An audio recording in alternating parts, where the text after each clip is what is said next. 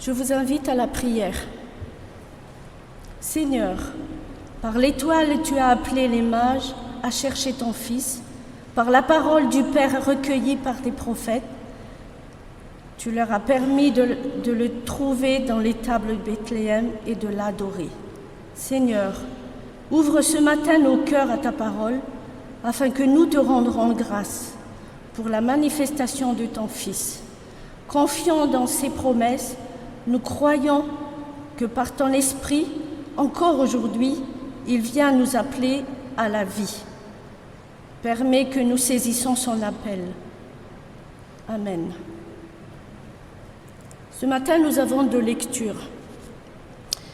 Les deux lectures se trouvent dans l'évangile de Luc. Le premier se trouve dans Luc 1, versets 26 à 38. Au nom du Seigneur. Au 6e mois, l'ange Gabriel fut envoyé par Dieu dans une ville de Galilée appelée Nazareth, auprès d'une vierge fiancée à un homme de la maison de David nommé Joseph. Le nom de la vierge était Marie. L'ange entra chez elle et dit : « Je te salue, toi à qui une grâce a été faite. Le Seigneur est avec toi. » Troublée par cette parole, Marie se demanda ce que pouvait signifier cette salutation. L'ange dit : « Ne crains point, Marie, car tu as trouvé grâce devant Dieu. Et voici, tu deviendras enceinte, et tu enfanteras un fils, et tu lui donneras le nom de Jésus. Il sera grand et sera appelé Fils du Très-Haut. Et le Seigneur, Dieu lui donnera le trône de David, son père. Il régnera sur la maison de Jacob éternellement, et son règne n'aura point de fin. » Marie dit à l'ange : « Comment se fera-t-il puisque je ne connais point d'homme ?» L'ange lui répondit : « Le Saint-Esprit viendra sur toi, et la puissance du Très-Haut te couvrira de son ombre. C'est pourquoi le Saint-Enfant qui naîtra de toi sera appelé Fils de Dieu. Voici Élisabeth, ta parente, a conçu, elle aussi, un fils à sa vieillesse. Et elle, qui était appelée stérile, est dans son 6e mois. Car rien n'est impossible à Dieu. » Marie dit : « Je suis la servante du Seigneur, il me soit fait selon ta parole. » Et l'ange la quitta. Nous continuerons la lecture au Luc 2, versets 1 à 19. En ce temps-là parut un édit de César Auguste, ordonnant un recensement de toute la terre. Ce premier recensement eut lieu pendant que Quirinius était gouverneur de Syrie. Tous allaient se faire inscrire, chacun dans sa ville. Joseph aussi monta de la Galilée, de la ville de Nazareth, pour se rendre en Judée, dans la ville de David, appelée Bethléem, parce qu'il était de la maison et de la famille de David, afin de se faire inscrire avec Marie, sa fiancée, qui était enceinte. Pendant qu'il était là, le temps où Marie avait accouché arriva, et elle enfanta son fils premier-né.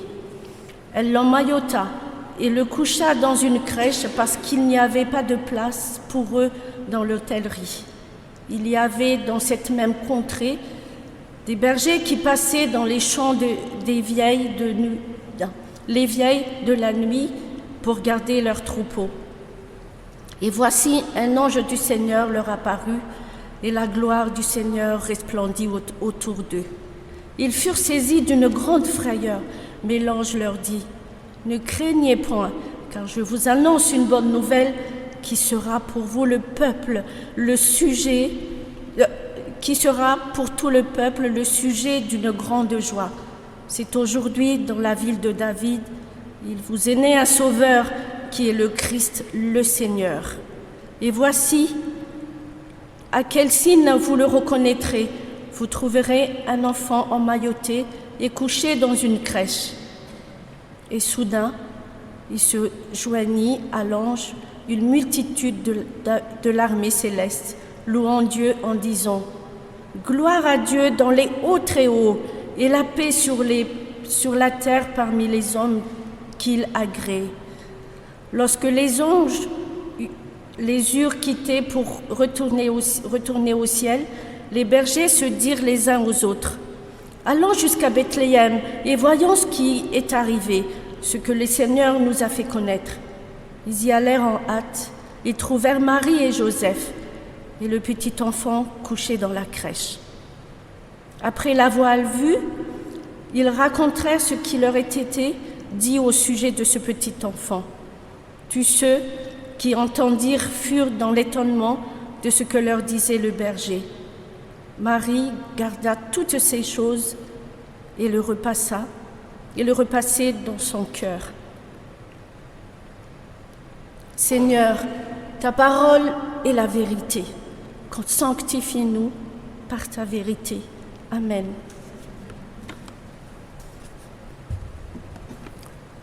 Aujourd'hui, nous fêtons la venue de Jésus dans le monde. L'histoire de ce petit enfant, né dans une crèche, est connue de tous.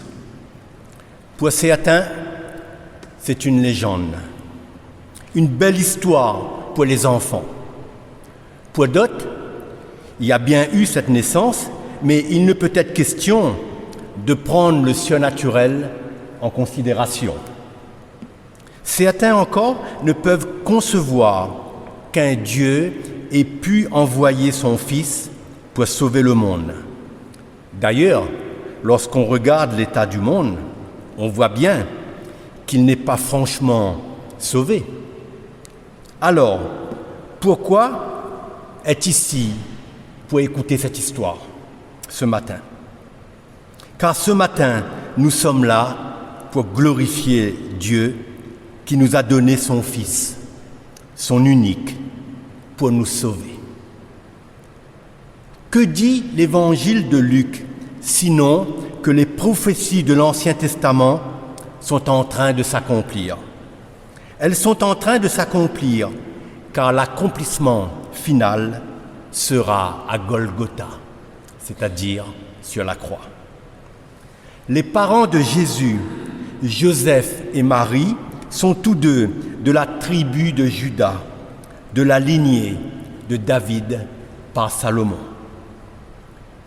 L'ange Gabriel s'adresse à Marie et lui dit « Je te salue, toi à qui une grâce a été faite. Le Seigneur est avec toi. » Luc 1, 28. Il n'est pas rare dans l'Ancien Testament qu'un ange s'adresse à un humain. En effet, dans l'Ancien Testament, l'expression « Le Seigneur est avec toi » annonce qu'une faveur, qu'une mission particulière est donnée à quelqu'un de précis. Cette expression a été dite à Isaac, Jacob, Moïse, Josué, Gédéon ou Jérémie. Le choix de Dieu est irrévocable et nul ne peut se soustraire à l'appel de Dieu. Si Moïse et Gédéon ont tenté de refuser, sans toutefois y parvenir, Marie, elle, ne cherche pas à se détourner de la mission que Dieu lui confie. Elle a bien conscience que sa vie va être transformée, car elle est fiancée, mais non mariée, que le regard porté sur elle par sa famille, sa ville et le peuple sera le jugement et le rejet. Qu'importe, l'appel du Seigneur est au-dessus de tout, et Marie répond avec assurance et humilité « Je suis la servante du Seigneur, qu'il me soit fait selon ta parole. » Pour l'amour de Dieu, Marie accepte d'être mise au banc de la société. Marie met au monde le Fils de Dieu, Jésus. Jésus fait irruption dans notre humanité. Et là encore, un ange du Seigneur apparaît pour s'adresser à des bergers, des hommes humbles parmi les humbles. L'enfant de la crèche disparaît bien vite. Nous aussi, qui fêtons son anniversaire, savons ce que l'enfant de la crèche est devenu. L'intervention des anges montre que Dieu tient toutes choses dans sa main, qu'il est souverain. Il faut bien avouer que le plan de Dieu nous dépasse. En effet, Dieu vient au milieu de son peuple dans le corps d'un nouveau-né, d'un être fragile qui a besoin de l'humain pour subsister. Fuir en Égypte, grandir, travailler de ses mains comme charpentier.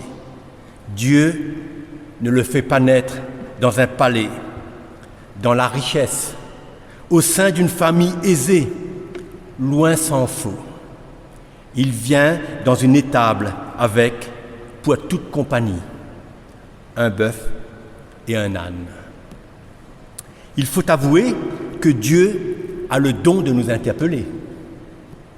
Ce qu'il faut comprendre, c'est que les richesses de ce monde ne sont rien en comparaison des richesses de Dieu. Tout lui appartient. Ce que nous croyons posséder lui appartient.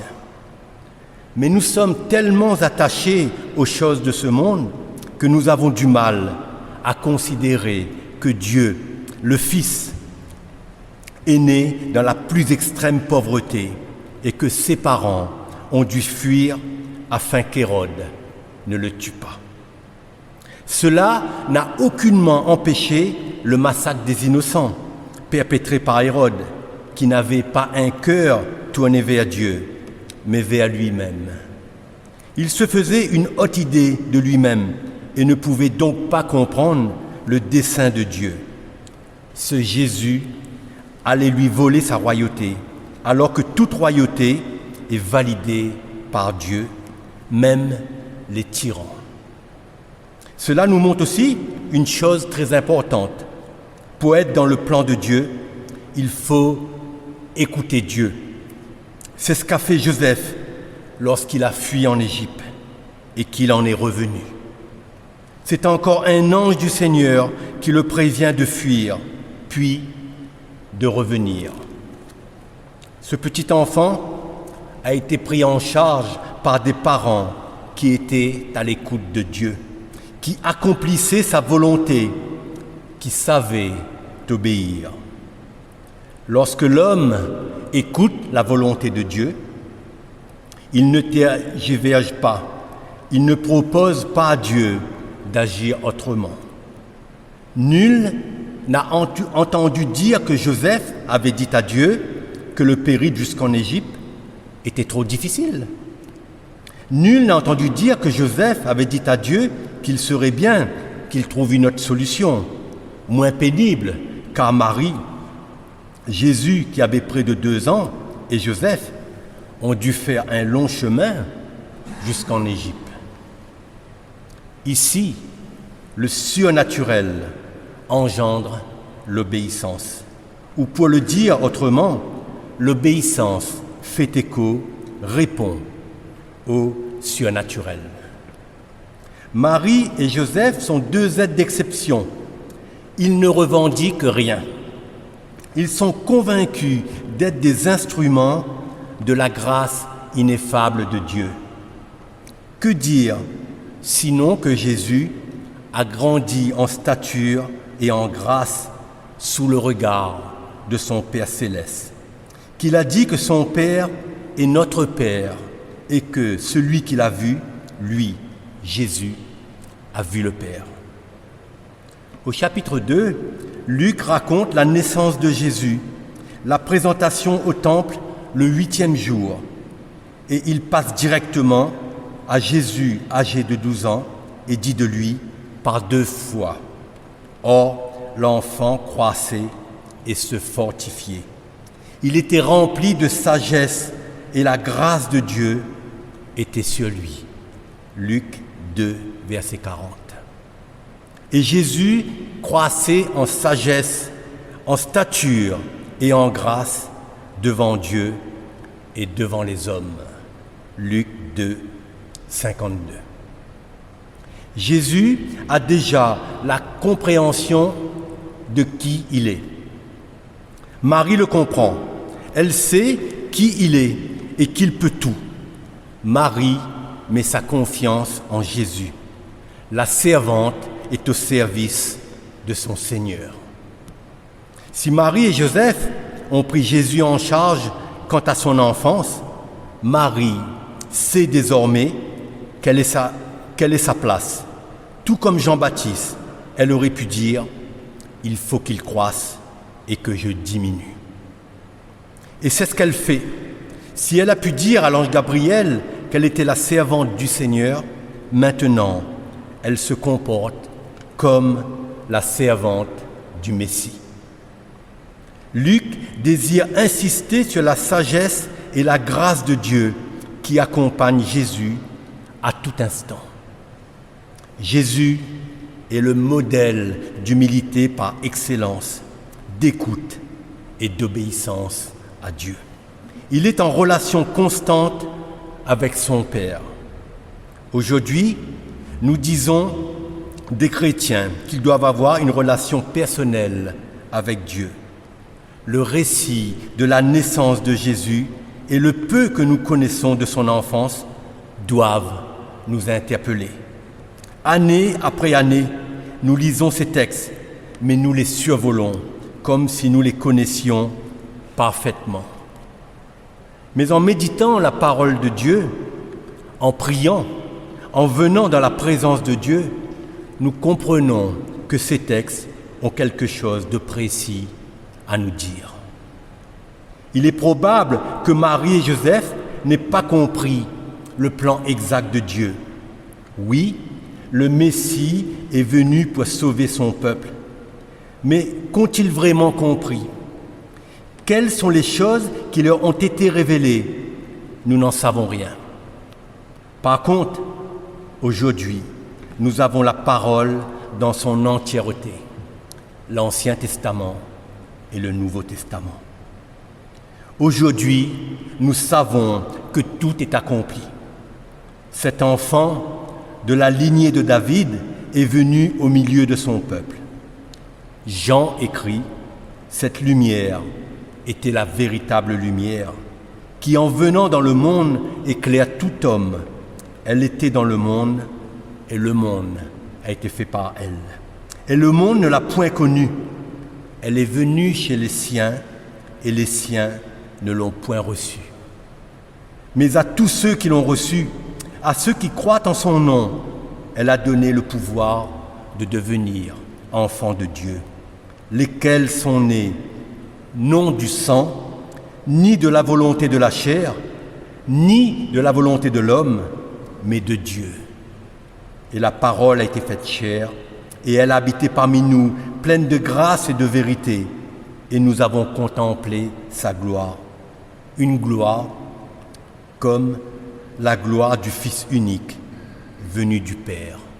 Vous avez tous reconnu le prologue de l'évangile de Jean, Jean 1, 9 à 14. Nous savons que Jésus est venu pour nous sauver, qu'il est la véritable lumière qui nous éclaire. Et si nous l'avons vraiment reçu, c'est-à-dire dans nos cœurs, nous sommes par conséquent enfants de Dieu. La vie en Dieu, ce n'est pas d'être religieux. Ce n'est pas accomplir des rites dans une église. Non. Jésus est venu pour nous délivrer du péché, pour nous réconcilier avec son Père et nous donner les arts de l'Esprit Saint. Comme Marie et Joseph, sachons reconnaître la parole de Dieu. Apprenons à la mettre en pratique.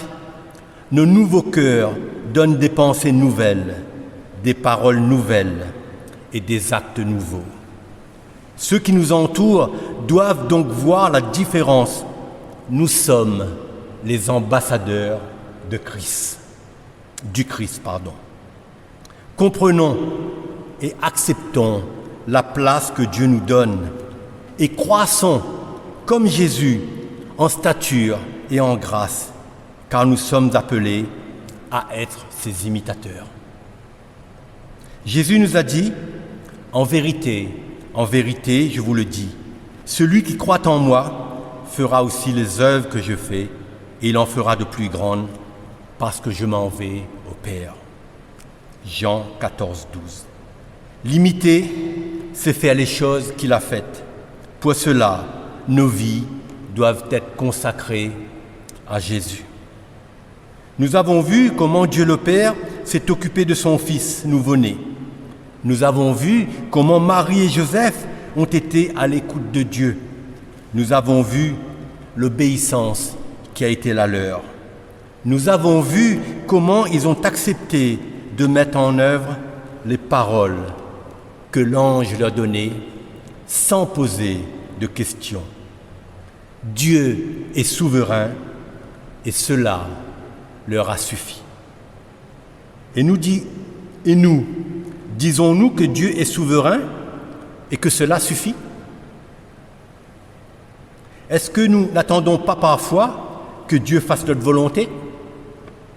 Nous sommes tellement persuadés de savoir ce qui est bon pour nous, mais c'est notre orgueil qui nous conduit à croire cela. Jésus nous appelle à être humbles, obéissants, à l'écoute du cœur de Dieu et non du nôtre. Aujourd'hui, en écoutant cette fabuleuse histoire de la naissance de Jésus, de son enfance, de son ministère qui l'a conduit jusqu'à la croix, pouvons-nous lui dire « Seigneur, que vas-tu faire pour nous ?» Il a déjà tout fait. Il a tout accompli.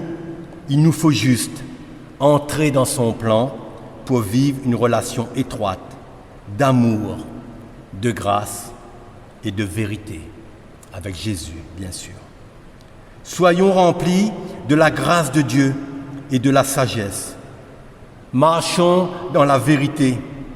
Commençons par l'étable de Bethléem pour aller jusqu'à la croix de Golgotha, pour finir au tombeau vide du Christ ressuscité, qui est monté à la droite du Père et nous a préparé une place dans la maison de son Père.